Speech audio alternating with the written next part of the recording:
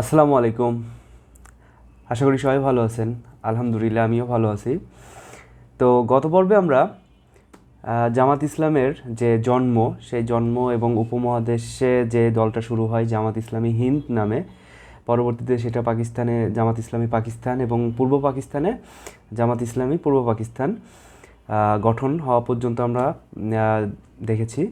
তো ইনশাল্লাহ আজকে আমরা তার পরের পার্ট, যে মুক্তিযুদ্ধের আগ পর্যন্ত জামাত ইসলামের কি ভূমিকা ছিল, এবং আজকের এই পর্বে কিন্তু জামাত ইসলামের যে আমির মৌলানা মওদুদী, তার সাথে আমাদের বাংলাদেশের বঙ্গবন্ধু শেখ মুজিবুর রহমানের কিছু কথোপকথন হয়, এবং বাংলাদেশের যে আমির ছিল অধ্যাপক গোলাম আজম, তো অধ্যাপক গোলাম আজমের সাথে এবং বঙ্গবন্ধুর সাথে কিন্তু একটা কথা হয়। হ্যাঁ, আজকে আমরা সেটাও জানতে পারবো। তো আজকের পর্বটা খুবই ইন্টারেস্টিং। তো আপনারা সবাই আজকের পর্বটা দেখেন। আর এই টোটাল যে জামাত ইসলামী ইতিহাস আমি যে সিরিজ করতেছি, এই সিরিজটা কিন্তু বেসড অন এই বইটা। হ্যাঁ, তো আপনারা এই বইটা পড়তে পারেন। এই বইটা অনেক চমৎকার একটা বই, আপনারা অনেক ইনফরমেশন পাবেন, ভালো মন্দ দুইটাই খুঁজে পাবেন। তো ইনশাল্লাহ আজকের পর্বটা আমরা শুরু করি। তো পাকিস্তানে ইসলামপন্থী দলে ছড়াছড়ি। শুরুতেই তাদের দাবি হলো কাদিয়ানি আর আহমদী এরকে অমুসলিম সংখ্যালঘু ঘোষণা করতে হবে। তো এই সম্প্রদায়ের একজন সদস্য চৌধুরী জাফরুল্লাহ খান পাকিস্তানের প্রথম পররাষ্ট্রমন্ত্রী হন। এটি অনেকেরই কিন্তু পছন্দ ছিল না। ইসলামী দলগুলো 1952 সাল থেকেই কাদিয়ানি বিরোধী বক্তব্য, বিবৃতি, বিক্ষোভ ও জনসমাবেশ করতে থাকে। 28 মে 1952 সাল করাচিতে একটি ভাষণ দিয়েছিলেন জাফরুল্লাহ খান। প্রতিবাদে মাওলানা লাল হুসাইন আখতার সকল ইসলামীপন্থী দলের একটি সম্মেলন ডাকেন। সম্মেলনে 4টি প্রস্তাব দেওয়া হয়। তার মধ্যে একটি, জাফরুল্লাহ খানকে পররাষ্ট্রমন্ত্রীর পদ থেকে সরিয়ে দিতে হবে, এবং আরও কিছু প্রস্তাব রাখা হয়। এসব লক্ষ্য অর্জনের জন্য একটি নিখিল পাকিস্তান মুসলিম পার্টিস কনভেনশন ডাকতে হবে। তো এই উপলক্ষে একটি কমিটি করা হয়, এবং তারা 1952 সালের 23 জুলাই অনুষ্ঠিত কনভেনশনে যোগ দিতে অনেকগুলা সংগঠন ও রাজনৈতিক দলকে আমন্ত্রণ জানানো হয়। তার মধ্যে কিন্তু জামাত ইসলামের 4 জন প্রতিনিধি আমন্ত্রণ পান। 1953 সালের 16 এবং 18 জানুয়ারি লাহোরে এই কনভেনশন অনুষ্ঠিত হয়। কনভেনশন উপলক্ষে উত্তেজনা ছড়িয়ে পড়তে পারে বলে 144 ধারা জারি করে সরকার, এবং কোনো জনসভা প্রবেশ করতে দেওয়া হয়নি। তো কনভেনশন মজলিসে আমল বা কাউন্সিল অফ অ্যাকশন গঠন করে, এবং 20 সদস্যের এই মজলিসে ওনাদের মধ্যে জামাতের মৌলানা নসরুল্লাহ খান ছিলেন। পরিস্থিতি যখন উত্তপ্ত হয়ে ওঠে, সরকার মনে করছে যে মজলিসের দাবিগুলো অযৌক্তিক। সরকার পরিস্থিতি নিয়ন্ত্রণ করতে কয়েকটি পত্রিকার উপর নিষেধাজ্ঞা জারি করে, এবং আন্দোলনে যারা নেতা তাদেরকে গ্রেফতার করে। আন্দোলনকারীরা যারা আন্দোলন করতেছিল তারা কিন্তু প্রত্যক্ষ সংগ্রাম শুরু করে। আহমদী সম্প্রদায়ের একজনকে দাফন করতে বাধা দেওয়া হয়, এবং তাদের ঘর বাড়ি ইভেন আহমদিয়া নূর মসজিদ আগুন দেওয়া হয়। শুরু হয়ে যায় দাঙ্গা। এই দাঙ্গাকে লাহোর দাঙ্গাও কিন্তু বলা হয়। পুলিশ গুলি করে এবং সান্ধ্য আইন জারি করে। 70 দিন পর্যন্ত কিন্তু এই সামরিক আইন বজায় ছিল। দাঙ্গায় উস্কানি দেওয়ার অভিযোগে অনেকেই গ্রেফতার হন। তাদের মধ্যে একজন জামাত ইসলামের আমির মৌলানা মওদুদী। দাঙ্গায় আনুমানিক 200 থেকে 2000 নিহত হন। সরকারের প্রধান বিচারপতি সহ 2 সদস্যের একটি কমিটি দেয় অনুসন্ধান করার জন্য। অনুসন্ধান কমিটি অনেকের সাক্ষাৎকার নেয়, এবং সবথেকে দুর্ভাগ্যের বিষয় যে তারা 4 জন আলেমের কাছে প্রশ্ন করেন যে মুসলমানের সংজ্ঞা কী, এবং তারা প্রত্যেকেই উত্তর দেয়, কিন্তু কারোর সাথে কারোর সংজ্ঞা মেলে না। তো অনুসন্ধানকারী কমিটি খুবই অবাক হয়ে যায় এবং কোনো সিদ্ধান্ত দিতে পারে না, কারণ যদি ন্যূনতম 2 জনের সংজ্ঞায় যদি মিল না হয়, তাহলে পক্ষপাতিত্ব করা হবে। 11 মে মৌলানা মওদুদী ও মৌলানা আব্দুস সাত্তার নিয়াজিকে সামরিক আদালতে মৃত্যুদণ্ড দেয়। 13 মে আদেশ পরিবর্তন করে যাবজ্জীবন কারাদণ্ড দেওয়া হয়। 40 মে সামরিক আইন উঠে যায়। 14 মে সামরিক আইন উঠে যায়। এই দাঙ্গার যে রাজনৈতিক প্রভাব সেটা ছিল কিন্তু অনেক ব্যাপক। এর পরিণতিতেই 1958 সালের অক্টোবরে পাকিস্তানে কায়েম হয় সামরিক শাসন। 1958 সালের 7 অক্টোবর রাত 8টায় প্রেসিডেন্ট ইস্কান্দার মির্জার সামরিক আইন জারি করেন। তিনি ফিরোজ খান নুনের মন্ত্রিসভা বাতিল করেন এবং সেনাবাহিনী প্রধান জেনারেল মোহাম্মদ আইয়ুব খানকে প্রধান সামরিক আইন প্রশাসক নিয়োগ করেন। 27 অক্টোবরে সামরিক অভ্যুত্থানের মাধ্যমে প্রেসিডেন্ট মির্জাকে ক্ষমতা থেকে সরিয়ে দেন আইয়ুব খান। তিনি পাকিস্তানের প্রেসিডেন্ট হিসাবে নিজেকে ঘোষণা করেন। এইভাবেই পাকিস্তানে শুরু হয় সামরিক শাসন। 1961 সালে প্রেসিডেন্ট সামরিক বিধির আওতায় একটি অধ্যাদেশ জারি করেন, সেটা ছিল মুসলিম পারিবারিক আইন। উত্তরাধিকার ছাড়াও কিছু আইন সংস্কার করা হয়, যেমন পুরুষের বিবাহের বয়স 21 বছর, নারীর কমপক্ষে 18 বছর, স্ত্রীর অনুমতি ও আইনগত শর্ত ছাড়া দ্বিতীয় বা একাধিক বিয়ে করা যাবে না, বিয়ের নিবন্ধন বাধ্যতামূলক, যখন তখন 3 বার তালাক শব্দ উচ্চারণ করে দিয়ে বিয়ে ভেঙে দেওয়া যে প্রথা ছিল সেটাও উনি পরিবর্তন করেন। 1962 সালের জুনে সামরিক আইন উঠে গেলে তখন প্রকাশ্য রাজনীতি শুরু হয়। তখন ইসলামী শরিয়া আইনের সাংঘর্ষিক অভিযোগে অনেকেই 1961 সালের মুসলিম পারিবারিক আইনের বিরোধিতা শুরু করে। জামাত ইসলাম ছিল সামনের কাতারে। তখন জামাতের আমির মৌলানা মওদুদির উদ্যোগে 14 জন নেতৃস্থানীয় আলেম বিবৃতি দেন। 1963 সালের অক্টোবরে লাহোরে ডাকা হলো কেন্দ্রীয় সম্মেলন। কিন্তু মুসলিম পারিবারিক আইনের বিরোধিতা করা ও অন্যান্য কারণে প্রেসিডেন্ট আইয়ুব খান জামাতের উপরে খুবই ক্ষিপ্ত ছিলেন। জামাতের সম্মেলনের জন্য কয়েকটি মাঠ ব্যবহারের অনুমতি চাইলে সরকার তা নাকচ করে দেয়। কিন্তু পরে এক জায়গায় অনুমতি দিলে সেখানে গোলমাল শুরু হয় এবং হামলাকারীরা চেঁচাতে থাকে যে মওদুদি তুসি গাদ্দার হে। 1964 সালের 6 জানুয়ারি সরকার জামাতকে নিষিদ্ধ করার ঘোষণা করে। মৌলানা মওদুদি সহ 50 জন জামাতের নেতাকে গ্রেফতার করে জেলে পাঠানো হয়। লাহোরে 2 মাস আটক থাকার পর মৌলানা আব্দুর রহিম ও গোলাম আজম ঢাকা কেন্দ্রীয় কারাগারে পাঠানো হয়। তারা যে ঘরে ছিলেন, মানে কারাগারে যে ঘরে ছিলেন, সেখানে আওয়ামী লীগ নেতা মৌলানা ভাসানী ও শেখ মুজিবুর রহমান বিভিন্ন সময়ে থেকেছেন। জামাতকে সরকার নিষিদ্ধ করলে এর বিরুদ্ধে আদালতে মামলা হয়। 1964 সালের জুনে ঢাকা হাইকোর্টে জামাতের পক্ষে এবং লাহোর হাইকোর্ট সরকারের পক্ষে রায় দেয়। ঢাকা হাইকোর্টের রায়ের বিরুদ্ধে সরকার সুপ্রিম কোর্টে আপিল করে। পরে 4 জামাত নেতাকে আটক রাখার বিরুদ্ধে ঢাকা হাইকোর্টে রিট আবেদন করলে হাইকোর্ট তাদের মুক্তির আদেশ দেন। আগস্টের মাঝামাঝি তারা ছাড়া পান। ততদিনে আইয়ুব বিরোধী ঐক্যজোট কপ তৈরি করে হয়েছে। এই কপের অর্থ হচ্ছে কম্বাইন্ড অপোজিশন পার্টি।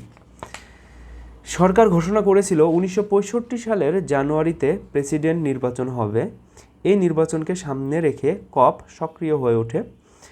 কপ সদস্যরা অভিন্ন প্রার্থী দেওয়ার সিদ্ধান্ত নেয়। আইয়ুব খানকে হারাতে হলে পাকিস্তানের উভয় অংশের জনপ্রিয় একজন ব্যক্তিকে বেছে নেওয়ার দরকার। তো মৌলানা আব্দুল হামিদ খান ভাসানী প্রেসিডেন্ট পদে কায়েদে আজম মোহাম্মদ আলী জিন্নার বোন ফাতেমা জিন্নার নাম প্রস্তাব করে। অন্যান্য সবাই সমর্থন করলেও জামাত রাজি হয়নি। ইসলামে নারী নেতৃত্ব সমর্থন করে না, এই অজুহাতে জামাত ইসলাম ফাতেমা জিন্নার প্রার্থিতা সমর্থন করেনি। তখন কিন্তু জামাতের আমির মৌলানা মওদুদি জেলে ছিল। তার মতামত নেওয়া হলো। শেষমেশ তিনি ফাতেমা জিন্নাকে সমর্থন দিতে রাজি হয়। তো তারপর 1965 সালে 2 জানুয়ারি নির্বাচন হয় এবং আইয়ুব খান জয়ী হয়। কিন্তু আইয়ুব খানের বিরোধী আন্দোলন কিন্তু তখন শুরু হয়ে গেছিল। 1969 সালের জানুয়ারির প্রথম সপ্তাহে 4টি ছাত্র সংগঠন মিলে 11 দফার আন্দোলন শুরু হয়। রাজনৈতিক দলগুলো চাচ্ছে যৌথ আন্দোলনে যেতে। 1969 সালের 7 ও 8 জানুয়ারি ড্যাক মানে ডেমোক্রেটিক অ্যাকশন কমিটি নামের একটি জোট গঠন করে। পাকিস্তানের উভয় অংশে তখন কিন্তু ছাত্র আন্দোলন তুঙ্গে। এক সময়ে প্রশাসন অনেকটা স্থবির হয়ে পড়ে। আইয়ুব খান একটা সমঝোতার চেষ্টা চালান। তিনি বিরোধী দলগুলোকে তার সঙ্গে গোলটেবিলে বসার আমন্ত্রণ জানান। তিনি চিঠি দেন প্রত্যেকটি দলের 2 জন করে প্রতিনিধি উপস্থিত থাকতে। তো এই 2 জনের মধ্যে একজন হবে পূর্ব পাকিস্তানের এবং আরেকজন হবে পশ্চিম পাকিস্তানের। তখন কিন্তু আগরতলা ষড়যন্ত্র মামলায় শেখ মুজিবুর রহমান কারাগারে আটক নেতাদের বাদ দিয়ে গোলটেবিলে যেতে আপত্তি জানান অনেকেই। এই জন্য 2 দফা তারিখ বদলানো হয়। শেষমেশ 21 ফেব্রুয়ারি এক ঘোষণায় আইয়ুব খান পরবর্তী নির্বাচনে প্রতিদ্বন্দ্বিতা না করার ঘোষণা দেন এবং রাজবন্দীরা মুক্তি পায়। তো মৌলানা ভাসানী, জুলফিকার ভুট্টো ও আজম খান আমন্ত্রিত হওয়া সত্ত্বেও কিন্তু গোল বৈঠক বর্জন করেন।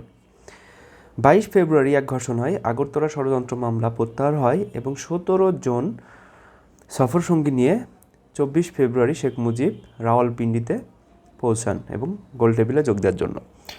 ওই রাতেই প্রেসিডেন্ট ভবনে আইয়ুব খানের সঙ্গে বৈঠক হয় শেখ মুজিবুর রহমানের এবং বৈঠকটি গোপন রাখা হয়। তো বৈঠকে সমঝোতা হয় পাকিস্তানের সংসদীয় পদ্ধতি সরকার ব্যবস্থা চালু করা হবে এবং শেখ মুজিব হবেন প্রধানমন্ত্রী, আইয়ুব খান প্রেসিডেন্ট হিসাবে বহাল থাকবেন। 25 ফেব্রুয়ারি গোলটেবিল বৈঠক আনুষ্ঠানিকভাবে শুরু হয় সকাল 10:30টায়। তো ড্যাকের পক্ষ থেকে নসরুল্লাহ খান প্রেসিডেন্ট আইয়ুব খানের হাতে 8 দফার একটি দাবি দাবা তুলে দেন।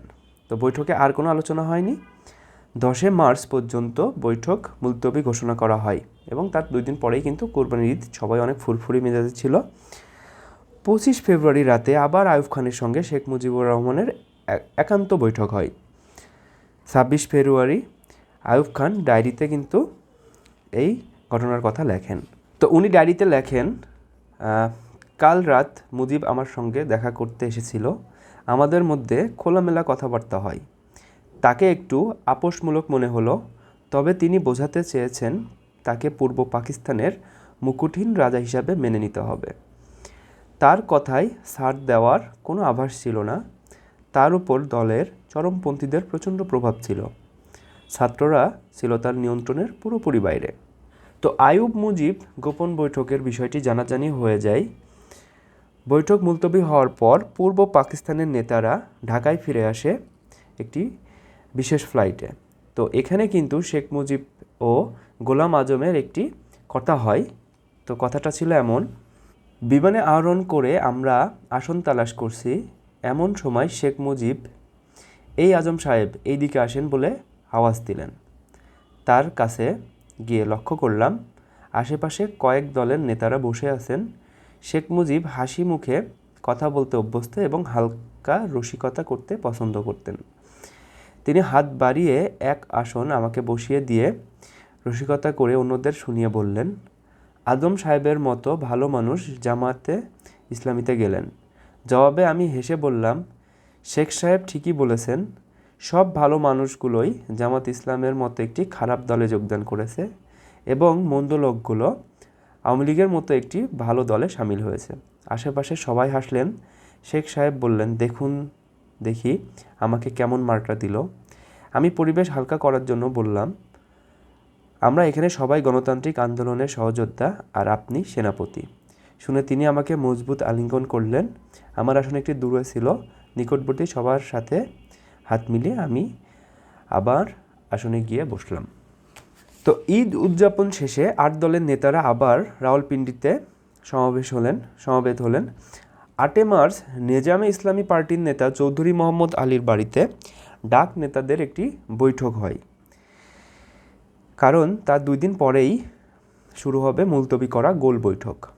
তো বৈঠক শুরু হওয়ার পর নসরুল্লাহ খান সভাপতি বক্তব্য দেওয়ার আগেই পূর্ব পাকিস্তানের আওয়ামী লীগের নেতা সৈয়দ নজরুল ইসলাম কিছু বলার জন্য উঠে দাঁড়ালেন।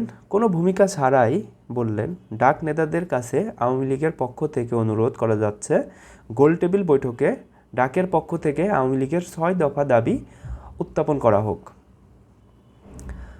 তো সবাই একথা শুনে একে অন্যের মুখ চাওয়াচাওয়ি করতে থাকে এবং একটি পিন পয়েন্ট নীরবতা সৃষ্টি হয়, সবার মনে একটু হতাশা। একই দিনে জামায়াতের আমির মৌলানা মওদুদীর সাথে শেখ মুজিবের দেখা হয় এবং কথাও হয়। তো গোলাম আজমের ভাষ্যে সেই কথাগুলো হলো, তো সেদিন জামাতের কেন্দ্রীয় আমির মৌলানা মওদুদীর সঙ্গে দেখা ও কথা হলো শেখ মুজিবের। চৌধুরী মোহাম্মদ আলী সাহেবের ড্রয়িং রুম থেকে বের হয়ে গাড়ির জন্য অপেক্ষা করছি। দেখি শেখ মুজিব ও তাজউদ্দিন একসাথে আসছেন। আমি শেখ মুজিবের দিকে এগিয়ে গিয়ে হাত মিলিয়ে বললাম, আপনি কি করতে যাচ্ছেন বুঝতে পারছি না, চলুন না মৌলানা মওদুদীর সাথে বসে আলাপ করি। তিনি সঙ্গে সঙ্গে রাজি হয়ে গেলেন। ইস্ট পাকিস্তান হাউস থেকে সরকারি গাড়িতে এসেছিলেন, সেই গাড়িতে চলে যেতে বললেন। তিনিও তাজউদ্দিন আমার সাথেই জামাতের গাড়িতে উঠলেন। একটু আগেই মৌলানা বৈঠক থেকে বাড়ি ফিরে গেছেন। আমাদের গাড়ি মৌলানার চেম্বারের সামনে থামলে আমি শেখ মুজিব পাশের বৈঠকখানাতে বসিয়ে মৌলানাকে ভেতরে খবর দিলাম। মৌলানার সাথেই চেম্বারের দরজা খুলে শেখ সাহেবকে অভ্যর্থনা জানিয়ে ভেতরে দিয়ে গেলেন। খবর পেয়ে মিয়া তোফায়েল মোহাম্মদও হাজির হলেন। আলোচনার সূচনার উদ্দেশ্যে আমি বললাম, মৌলানা, আপনার সাথে যোগাযোগ না করেই আমি শেখ সাহেবকে নিয়ে এলাম। তিনি কি চান তার কাছ থেকে শোনার উদ্দেশ্যেই আমি তাকে নিয়ে এসেছি। এখন শেখ সাহেব বলুন। শেখ মুজিব উর্দু ও ইংরেজি ভাষা মিশিয়ে প্রায় 10 থেকে 12 মিনিট বক্তব্য রাখলেন। তিনি বললেন, মৌলানা সাহেব, আমি 6 দফার আন্দোলন শুরু করার পরই আমাকে গ্রেপ্তার করা হয়। আমি জেলে থাকা অবস্থায় আমার 6 দফার সাথে আরও 5 দফা যোগ করে ছাত্ররা 11 দফার আন্দোলন সারা দেশে ছাড়িয়ে দেয়। আজম সাহেব 6 দফা সম্পর্কে শুরু থেকে এ পর্যন্ত একই ভূমিকা পালন করেছেন। কিন্তু মৌলানা সাহেব আজব চিজ। তিনি প্রথমে 6 দফা ডিসমিস বলে ঘোষণা করলেন, অথচ আমার অনুপস্থিতিতে 11 দফা নিয়ে মাতামাতি করছেন। ছাত্র ও শ্রমিক মহলে 11 দফা ব্যাপক সমর্থন রয়েছে। মৌলানা ভাসানী গোলটেবিল বৈঠকও যোগদান করলেন না। তার উদ্দেশ্য মোটেও ভালো নয়। তিনি জ্বালাও পোড়াও আন্দোলন চালাচ্ছেন। আমি যদি 6 দফার বদলে ডাকের 8 দফা মেনে নিই, তাহলে আমার বিরুদ্ধে মৌলানা ছাত্র ও শ্রমিকদের খেপিয়ে তুলবেন। জনগণের মধ্যে 6 দফা সহ 11 দফার যে জনপ্রিয়তা অর্জন করেছে, এর ফলে আমি বিরাট সমস্যায় পড়েছি। মৌলানা ভাসানী বিরাট এক ফিতনা, তাকে নিয়ন্ত্রণ করা অত্যন্ত কঠিন। একটানা এ কথাগুলো বলার পর একটু থেমে আবেগময় কণ্ঠে বললেন, মৌলানা সাহেব, মেহেরবানি করে 6 দফাকে সমর্থন করে আমাকে সাহায্য করুন। দেখবেন আমি মৌলানা ভাসানীকে দেশ থেকে ছাড়াবো। মৌলানা অত্যন্ত স্পষ্ট ভাষায় বললেন, আপনি যদি আপনার দলীয় দাবিতে অনড় থাকেন, তাহলে গোলটেবিল বৈঠক ব্যর্থ হবে এবং মৌলানা ভাসানী আরও মজবুতভাবে কায়েম হবে। মৌলানা ভাসানী চান যে গোলটেবিল বৈঠক বানচাল হয়ে যাক। আপনার এ পদক্ষেপ মৌলানা ভাসানীর উদ্যোগই পূরণ করবে। মনে রাখবেন, 7-8 বছরের আন্দোলনের ফলে গণতন্ত্র এখন আমাদের দুয়ারে হাজির। গোলটেবিল বৈঠক ব্যর্থ হলে আবার সামরিক শাসন অনিবার্য হয়ে পড়বে। গোলটেবিল বৈঠক সফল করুন এবং গণতন্ত্র বহাল হতে দিন। আগামী নির্বাচনে আশা করি আপনি ভালো করবেন। 1966 সালের ফেব্রুয়ারিতে তাশখন্দ ইস্যুকে ভিত্তি করে সম্মিলিত গণতান্ত্রিক আন্দোলনে 6 দফার কারণেই আপনার দল শরিক হতে পারেনি। এবার তো আপনার দল ডাকে শরিক হয়ে 8 দফা প্রণয়নে একমত হয়েছে। আপনার দলীয় দাবি অপর 7 দলকে মেনে নিতে বাধ্য করতে পারেন না। প্রেসিডেন্ট আইয়ুব 8 দফা মেনে নিতে সম্মতি হয়েই গোলটেবিল বৈঠক ডেকেছেন। আপনি কেমন করে আশা করেন যে ডাকের অন্যান্য দল আপনার দাবি মেনে নিবে? গোলটেবিল বৈঠকে সফল করে গণতন্ত্রকে এখনই বহাল করার মহাসুযোগ নষ্ট করবেন না। দেশে অবিলম্বে নির্বাচন হতে দিন। নির্বাচনে বিজয়ী হয়ে দলীয় ম্যানিফেস্টো অনুযায়ী দেশ পরিচালনা করবেন। আমি বিষয়টা বিশেষভাবে বিবেচনা করার পরামর্শ দিচ্ছি। ইতিমধ্যে চা নাস্তা এলো। শেখ সাহেব আর কিছুই বললেন না, একটু চা খেয়ে বিদায় নিলেন। যে গাড়িতে করে নিয়ে এসেছিলাম, সে গাড়িতে ইস্ট পাকিস্তান হাউসে পৌঁছাবার জন্য সাথে গেলাম। গাড়িতে আমি মৌলানার কথাগুলোকে সিরিয়াসলি বিবেচনা করার জন্য কয়েকবার তাগিদ দিলাম। মাঝে মাঝে 2-1 কথা আমিই বললাম। তারা দুজনই গম্ভীর হয়ে বসে রইলেন, আর কোনো কথা বললেন না। আমাকে তার পক্ষ থেকে কনভিন্স করার চেষ্টা করলেন না। মৌলানার যুক্তি সম্পর্কে কোনো মন্তব্য করলেন না। ইস্ট পাকিস্তান হাউসে পৌঁছালে গাড়ি থেকে নেমে আমার সাথে হাত মিলিয়ে নীরবে চলে গেলেন। মুখে অত্যন্ত বিমর্ষ ভাব লক্ষ্য করলাম। তার স্বভাবসুলভ সৌজন্য হাসিটুকু দেখা গেল না। তো 10 মার্চ যখন গোল বৈঠক যখন আবার শুরু হয়, তখন শেখ মুজিব 6 দফার ভিত্তিতে প্রস্তাব দেন। তার প্রস্তাবে অনেকেই আপত্তি জানান। শেখ মুজিব বৈঠক থেকে বের হয়ে যান, ফলে গোল বৈঠক ভেঙে যায়। এর আগে আইয়ুব খানের সঙ্গে মুজিবের গোপন বৈঠকের কথা সেনা সদরে জানাজানি হয়ে যায়। সামরিক বাহিনীতে অনেকেই শেখ মুজিবকে পছন্দ করতেন না। তারা মুজিবকে আইয়ুব খানের কথায় পেছনের দরজা দিয়ে ক্ষমতায় না গিয়ে নির্বাচনের মাধ্যমে সামনের দরজা দিয়ে ক্ষমতায় যাওয়ার পরামর্শ দেন। শেখ মুজিবের সফরসঙ্গী ডক্টর কামাল হোসেন জানিয়েছিলেন, 12ই মার্চ শেখ মুজিবের সঙ্গে সেনাপ্রধান জেনারেল ইয়াহিয়া খানের বৈঠক হয়েছিলেন। বৈঠকে শেখ মুজিব বোঝানোর চেষ্টা করেন 6 দফার ভিত্তিতে আঞ্চলিক স্বায়ত্তশাসনের দাবি বাঙালির কাছে খুবই গুরুত্বপূর্ণ। 11 ও 12 মার্চ রাওয়ালপিন্ডিতে 8 দলের নেতারা শেখ মুজিবের সঙ্গে সমঝোতার চেষ্টা করেন। শেখ মুজিব সাফ জানিয়ে দেন, 6 দফা মুলতবি করার সাধ্য আমার নেই।